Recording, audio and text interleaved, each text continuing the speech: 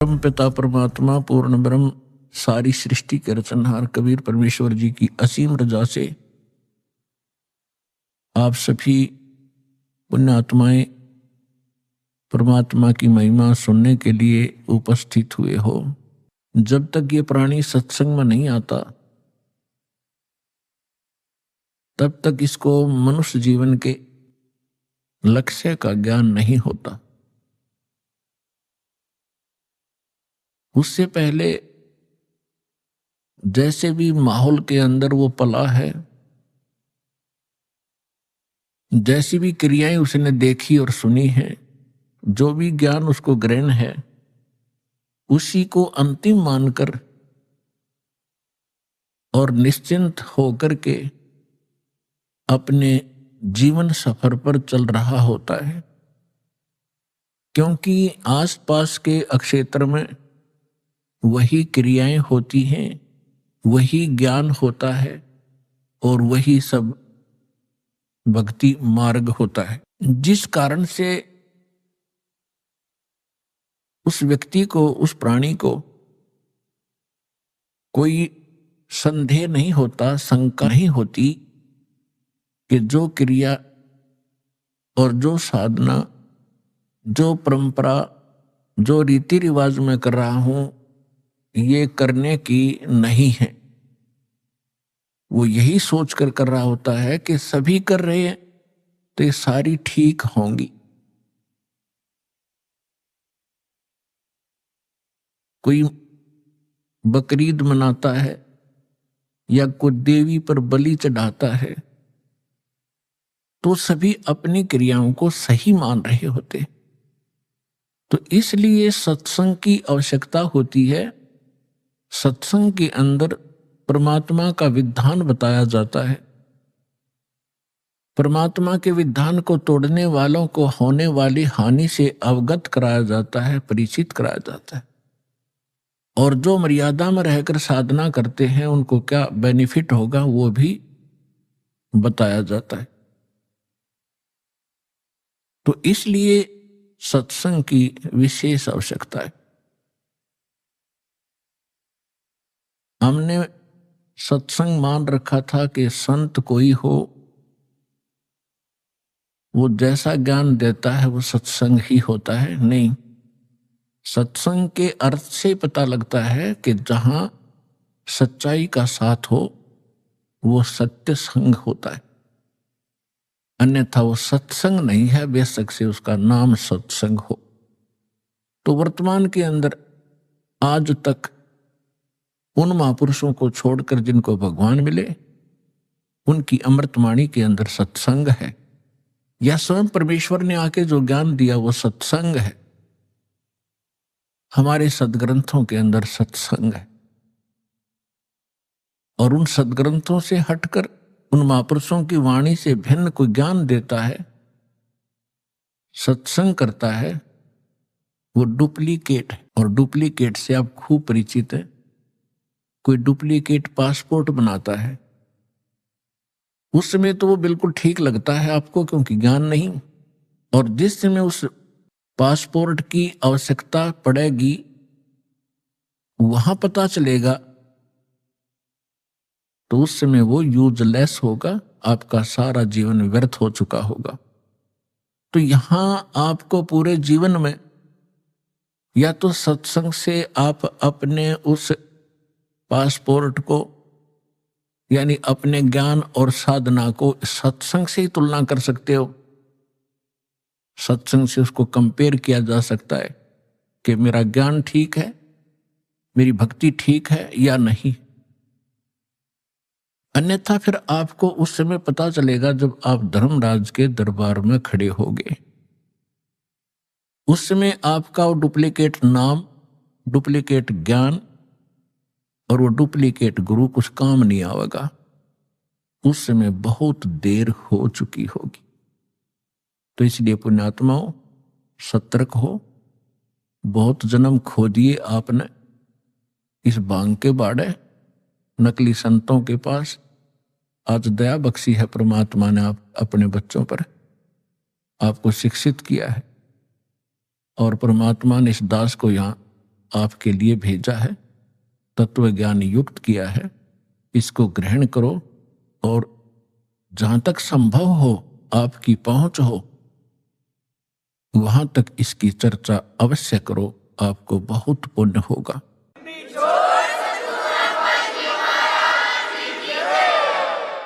जिस प्रकार जंगल में भटके हुए व्यक्ति को और कोई हाथ पकड़कर सही मार्ग पर लाकर खड़ा कर दे, कितना बड़ा उपकार होता है, इतना ही उपकार आपको होगा उन भटके हुए प्राणियों को जो काल के दूतों में फंसकर अपना जीवन नाश कर रहे हैं। उनको लाकर के बरुवाला में दीक्षा दिला देने से आपको बहुत पुण्य होगा।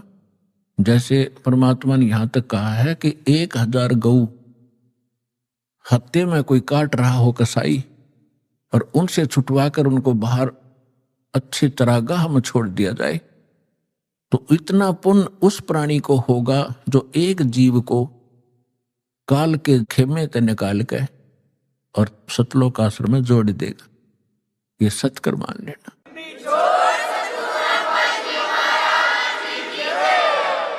क्योंकि गलत साधना करके या भक्ति ना करके उस जीव को कितना कष्ट होना था भविष्य में। करोड़ों जीवन वो कुत्ते के भोगता, करोड़ों जीवन वो गधे के भोगता, लाखों जीवन वो कुत्ते कहीं पर और अन्य प्राणियों के भटकता, और फिर यहां आने के बाद उसका वो सारा झंझट समाप्त हो जाता। क्योंकि सतलोक आश्रम में सत्संग है और सतगुरु है, इन दोनों की आवश्यकता जीव को होती है। आपका सौभाग्य है कि आपको अब वो मनुष्य जीवन भी है, सत्संग और सतगुरु दोनों उपलब्ध है। अब विलंब ना करना, सबको समझाओ, आपका परम कर्तव्य बनता है। हम भी ऐसे भटक रहे थे, धक्के खा रहे थे, मनु अब पता चल रहा है पिछले जीवन में हमने क्या खट्या, कैसा जीवन नाश कर रहे थे, और खुश हो रहे थे क्योंकि कोई ये कहने वाला नहीं था कि तेरी दिशा गलत है, तेरा मार्ग गलत है, आप गलत जा रहे हो, कोई टोकने वाला नहीं था। तो तभी तो हमें सतर्क होना पड़ता है। कोई ये कहे तो इधर गलत जा रहे हो तो विचार करना पड़ता बुद्धिमान व्यक्ति को, इसने कैसे कहा ये, तो विचार करेगा तो फिर वो उसको मार्ग को त्यागे भीगा। तो सत्संग में आने से क्या लाभ होता है? सतगुरु के उपदेश का लाया एक विचार, जय सतगुरु मिलते नहीं जाते नरक द्वार। नरक द्वार में दूत सब करते खेचातान, उनसे कभू ना छूटता फिर फिरता चारों खानी। चार खानी में भरमता कबहू ना लगता पार, सो फेरा सब मिट गया मेरे सतगुरु के उपकार।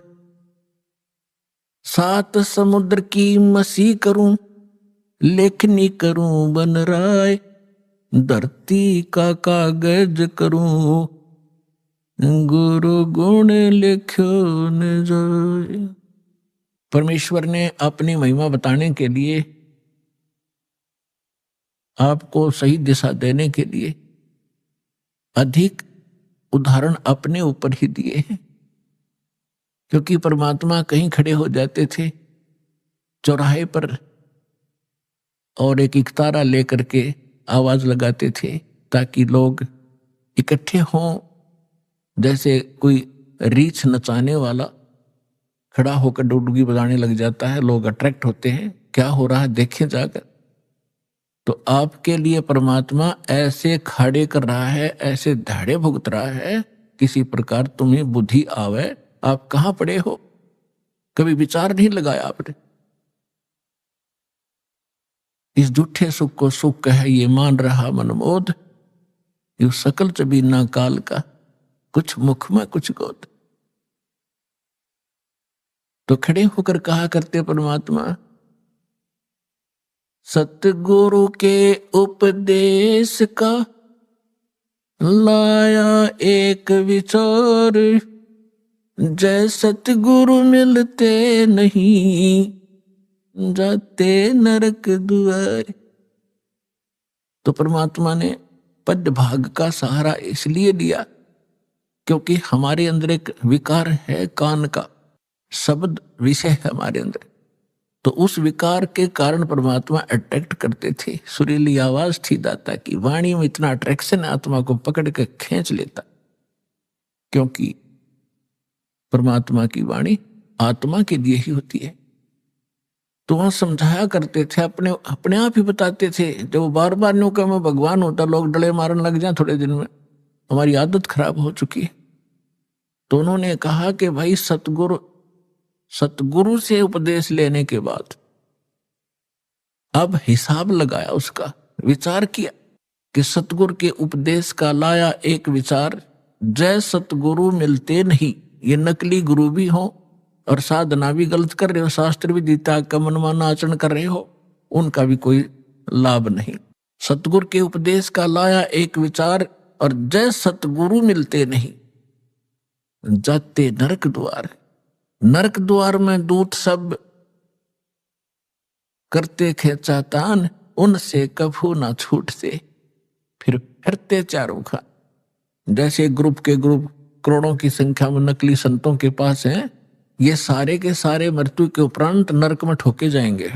और जब नरक में डाले जाते हैं, यम के दूत बहुत संख्या के अंदर है, 12 करोड़ की संख्या है। उस समय तो ये कह रहा था वो व्यक्ति, जब अब धर्मराज के पास खड़ा है, हो जाता है किसने देखा देखी जाएगी, इतने इतने, तो उस समय वो एक बहाना मिलाता है कि हे भगवान मुझे पता ना लग गया, उनको स्वर्ग भेज दिया। हे परमात्मा, नरक मुझे किसी ने बताया कोई नहीं, भक्ति कर ले, मुझे ज्ञान नहीं था। फिर 84 लाख योनियों में पुनः पटक दे।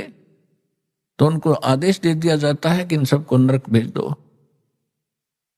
अब पूरे उस ग्रुप के ग्रुप को 1 लाख डेली यहां से जाते हैं, उनमें से कुछ स्वर्ग, कुछ 84 लाख योनियों में और बाकी नरक में। तो भाले लेकर के, लठ ले लेकर, एक सूक्ष्म शरीर है इसके अंदर, उस सूक्ष्म शरीर के अंदर प्राणी जब तक नेक्स्ट योनि प्राप्त नहीं करता, नेक्स्ट शरीर नहीं प्राप्त करता, तब तक उसका फेस, उसका आकार जो का त्यों रहेगा, एज इट इज, जैसा इस शरीर में। यह शरीर तो ऐसा समझो जैसे सर्प वो कैंचुली छोड़ देता है। सर्प ने कैंचुली छोड़ दी तो वह सर्प जैसी दिखा कर, लेकिन ओरिजिनल सर्प अन्य है। इसी प्रकार इसके अंदर एक शरीर और है, या ऊपर की कैंचुली है, ये कवर है आपका। तो वो जो शरीर है उसमें जीव मरता नहीं, उसमें दर्द पीड़ा घड़ी होती है। तो उसमें ऐसा लठ मारते हैं, वो भाले ठोकते हैं, उनकी मर्यादा तोड़कर इधर उधर चलते हैं। सामने हाहाकार मच रही होती है, जहां उनको ठोका जाता है, नरक के अंदर तड़फ रहे हैं, हाहाकार मच रही है, किसी को ऐसे गंदा स्थान है वहां पर, तो उसमें उनको भेजा जाता है कि चलो अब वहां कैसे जाएं। वो सब उल्टे उल्टे हटते हैं और पीछे तो वो लठ मारे, उसके बाले ठोके, जबरदस्ती डाल देते हैं। तो परमात्मा कहते हैं नरक द्वार में दूत सब वहां करते खेचा ताड़, हम वापस भागेंगे, वो ठाठा पटकेंगे और उनसे कभू ना छूटता। उसके बाद फिर फिरता चारों खानी, 4 खानी में, ये 84 लाख योनियों के शरीरों में, 4 खानी में भ्रमता में कभू ना लगता पार। और सो फेरा सब मिट गया मेरे सतगुरु के उपकार। पास कर दिया उस सतगुरु ने। इतने दुख आपकी बला टलेगी इस सच्चे नाम को लेने से, कबीर परमात्मा की शरण में आने से, सतलोक आश्रम बरवाला में आकर दीक्षा ग्रहण कर। फिर परमात्मा कहते हैं ऐसे सतगुरु के फिर गुणगान क्या करूं। आप तो बालक हो, कोई दूसरी कक्षा का, कोई पहली कक्षा का, कोई वैसे सत्संग सुन करने के लिए आया है। लेकिन जब आप इस अध्यात्म ज्ञान से परिचित हो जाओगे, आपकी आंखों से आंसू पड़ा करेंगे। कोठी और कार होगी, मोटरसाइकिल होगी, कोई व्यवसाय बन गया छोटा सा, या कितने कोई अधिकारी लग गया। तो परमात्मा याद दिलाना चाहते हैं कि ये सुख तो थोड़े से दिन का है, 10-20 वर्ष का। रिटायर होने के बाद फिर उसकी आंख भी खुल जाती है, या क्या बनेगी तेरे साथ में है। कोई ड्राइवर भी ना मिलता है IAS IPS को, जो अंडे सैर सपट्टे करते हो पार्का में, ना घर के सुने, बहु गाड़ दे जाते ही सारी तनख्वाह बच्चे ले लें। क्योंकि जो बैटरी जब तक चार्ज रही, पिछले पुण्य थे, तब तक तो वो खूब प्रभु पाक रहा था। और जब वो डिस्चार्ज हो गया, अगर चार्जर है नहीं, भक्ति ठीक करी नहीं, तो कहते हैं संशय शोक सराय में सूतक दिन राती, और जीवित जग में जूते पड़े फिर जम तोड़े छाती। इनके लिए यही बुरा हाल हो लेगा बुढ़ापे में। यहां जीवित जग में जूते पड़े और फिर जम तोड़े छाती। यम के दूत फिर आगे इनकी छाती तोड़ेंगे, इनको कुटेंगे गिर के, और फिर 84 लाख योनियों में ठोके जाएंगे। तो यहां परमात्मा कहते हैं 7 समंदर की मसीह करूं, लेखनी करूं बन राय, धरती का कागज करूं, गुरु गुण लिख्यो न जाए। ऐसे सतगुरु का, संत का गुण लिख के देखो, पूरी पृथ्वी का कागज बना लूं, 7 समुद्रों का इंक बना लूं शाही, और सभी वृक्षों की कलम बना लो, काट काट के छोल छोल के, कितनी बन जाएंगी हिसाब लगा लो। और ये सारी खत्म हो जा, धरती जितना कागज भी समाप्त हो जाए, 7 समुद्रों की इंक भी, शाही भी खत्म हो जा, और सब कलम भी घिस जाए, तो भी नहीं लिखा जा सकता। तो पुण्यात्माओं, परमात्मा कहते हैं भाई गुरु मानुष कर जानते, ते नर कहिए अंध, ओए दुखी संसार में आग काल के फंद। फिर क्या बताते हैं परमात्मा, सतगुरु के सिजदा करूं, कर्म छुटाए कोटि, और जो सतगुरु की निंदा करे, फिर जम तोड़ेंगे ओठ। कि ऐसे महापुरुष ने, जिसने हमारे को कितने पापों से बचा दिया, बीड़ी शराब मांस तमाकू के अवगुण बताकर उनसे छुटकारा दिलवाया, और ऐसे अनमोल भगवान की पहचान कराई, और ऐसा अनमोल मंत्र दे दिया जो आज तक ऋषि महर्षि और ब्रह्मा विष्णु महेश के कान भी नहीं पड़ा। तो फिर कहते हैं सतगुरु के सिजदा करूं, जिसने कर्म छुटाए कोट, करोड़ों कर्मों से बचा दिया। और जो ऐसे सतगुरु की निंदा करे, उसको घोर पाप लगता है, अर्थात वो फिर इतनी सजा का पात्र बनता है, जम यम के दूत उसके होठ तोड़ेंगे। होठ फोड़ेंगे मतलब कि ऐसा बुरी तरह पीटेंगे, कितने लागो, ये नहीं देखेंगे इसके, ये यहां नहीं मारेंगे होठों पर, तो कहते हैं उसके फिर जम तोड़ेंगे होठ। कहने का भाव यह है कि उसको बहुत भयंकर सजा मिलेगी। तो पुण्यात्माओं, सत्संग से ज्ञान होता है। जैसे आप कल के सत्संग में सुन रहे थे कि धर्मदास नाम के एक महापुरुष, जैसा परमात्मा लीला करता है उस आधार से उनको मिले। परमात्मा की गुणों में लिखा है कि वो परमात्मा प्रत्येक युग में ऐसी लीलाएं करता है। सतलोक में रहता है, सचखंड में अविनाशी स्थान, शाश्वत स्थान पर रहता है, वहां उनका ठिकाना है। परमात्मा मनुष्य दृश्य है। आज तक ये हमारे ऋषि महर्षि हमें ये निर्णय करके नहीं दे सके कौन तो भगवान है और कैसा उसका आकार है और कहाँ रहता है, उसके पाने का मंत्र कौन सा है, और जो ज्ञान आप दे रहे उसका प्रमाण कहाँ है। लोक वेद सुनाया करते, अपनी अपनी दंत कथा सुनाया करते, अपनी अपनी कह गए इस दुनिया के माँ, और बिन साहेब की बंदगी कहीं ठोर ठिकाना ना। तो पुण्यात्माओं, अभी तक हमारे को ये पता ही नहीं था कि भगवान वास्तव में है कौन। हम विष्णु जी की पूजा करते थे और फिर कहते थे ध्यान लगाते हैं, क्या देखा कि प्रकाश देखा, भगवान कैसा? भगवान निराकार है। फिर श्री विष्णु जी क्या है? हमारी बुद्धि बालकों जैसी थी, स्थिर नहीं थी, हमें पता ही नहीं था, क्योंकि हमें गुरु ऐसे मिले थे। तो परमात्मा कहते हैं मां मुंडू उस संत की जिस तन संशय ना जावे। कहते इसे संत ने छोड़ दे तुरंत, जो शंका निवारण नहीं कर सकता सारी। तो आज तक हम जितने भी सत्संग सुना करते थे या अनुभव पढ़ा करते थे संतों के, उनसे संशय समाप्त नहीं होता था, लेकिन हम श्रद्धालु होने के नाते उनको पढ़ते ही रहते थे। तो परमात्मा का एक विधान है, परमात्मा उसी विधान अनुसार अपने सब कार्य करते हैं। परमेश्वर सतलोक में रहते हैं, जिसको गीता जी में शाश्वत स्थान कहा है, सनातन परमधाम कहते हैं।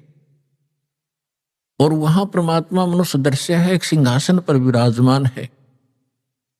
एक बहुत बड़ा गुम्बद है परमात्मा के ऊपर, बहुत बड़ा एक मंदिर नुमा आकार का, उसके सेंटर में परमात्मा का सिंहासन है।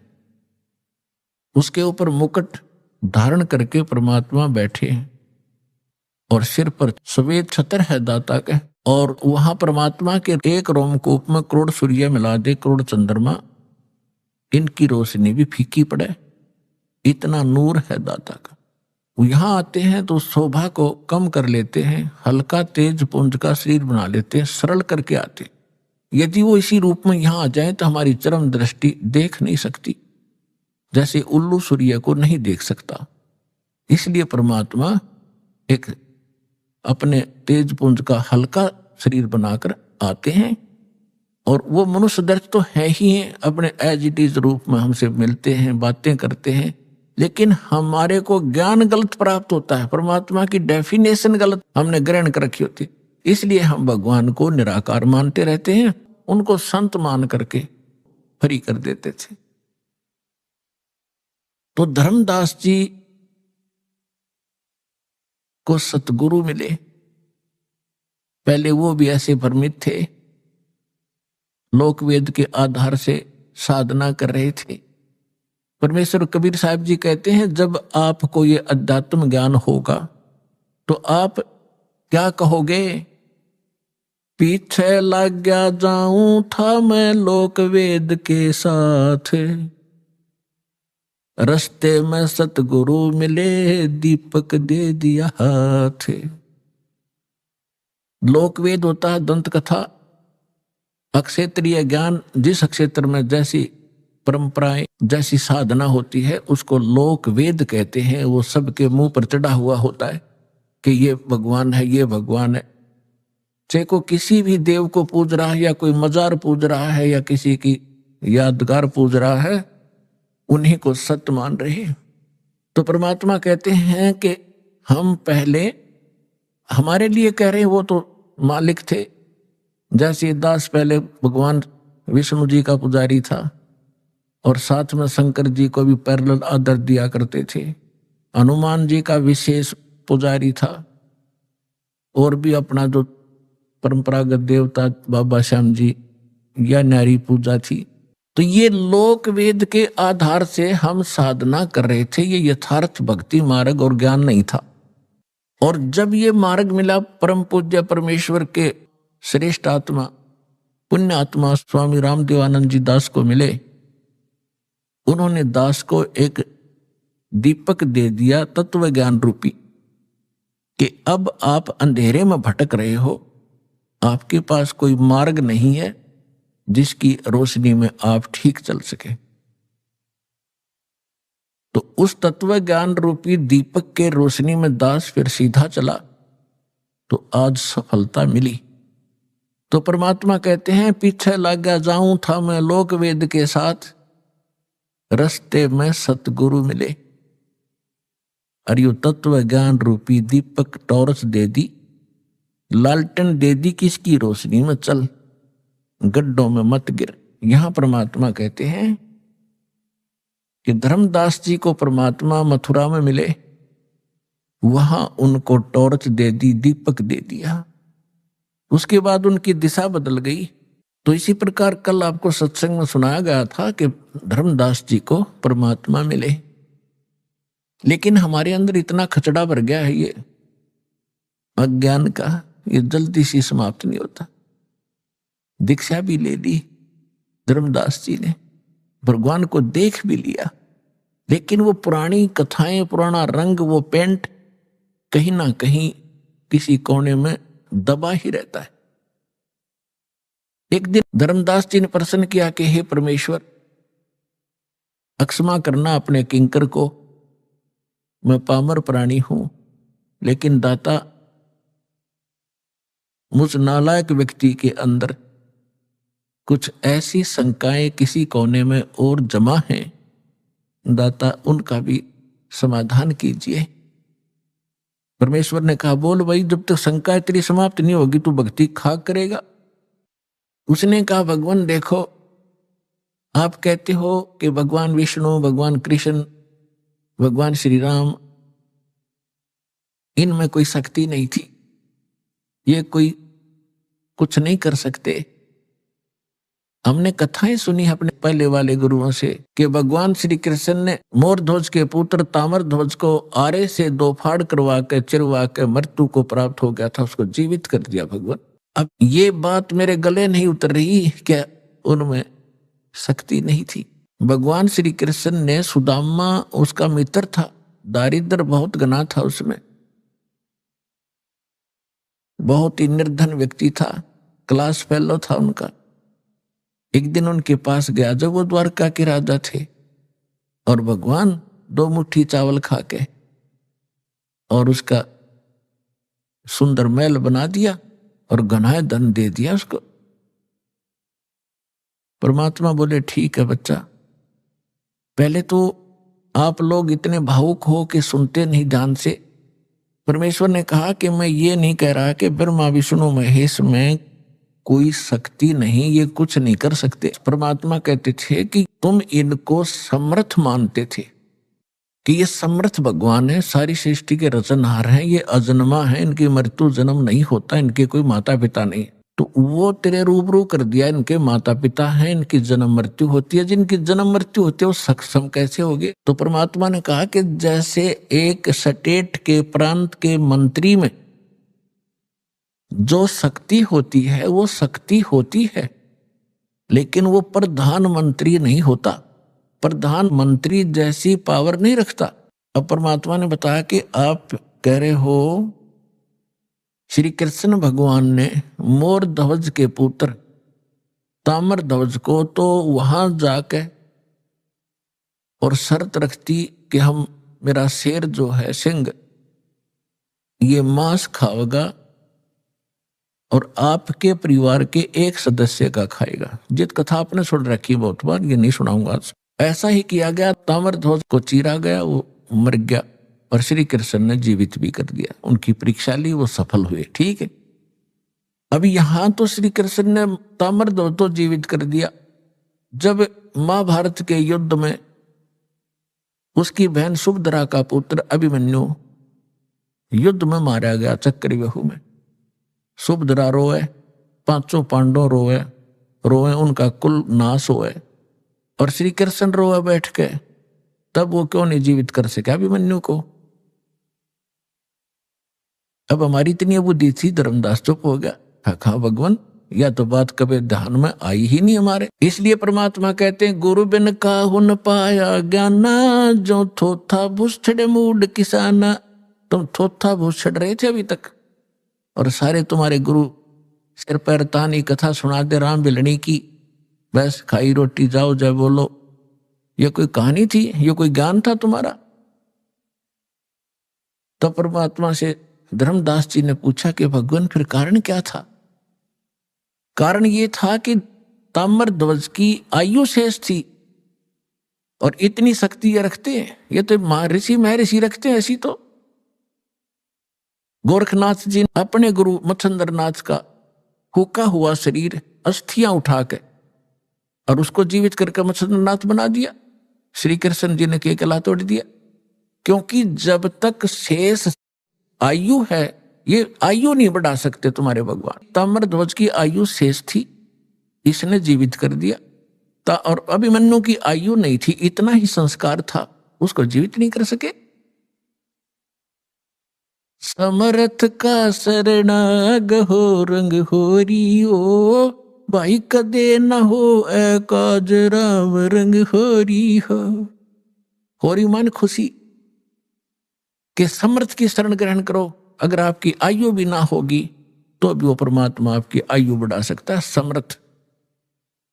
इसका वेद प्रमाण देते हैं। ऋग्वेद मंडल नंबर 10 सूक्त 161 मंत्र 2 में स्पष्ट किया हुआ है कि परमात्मा रोगी को भी स्वस्थ कर सकता है, उसकी आयु भी शेष ना रही हो और धर्मराज के पास भी चला गया हो, वहां से भी छुटवा के ला सकता है।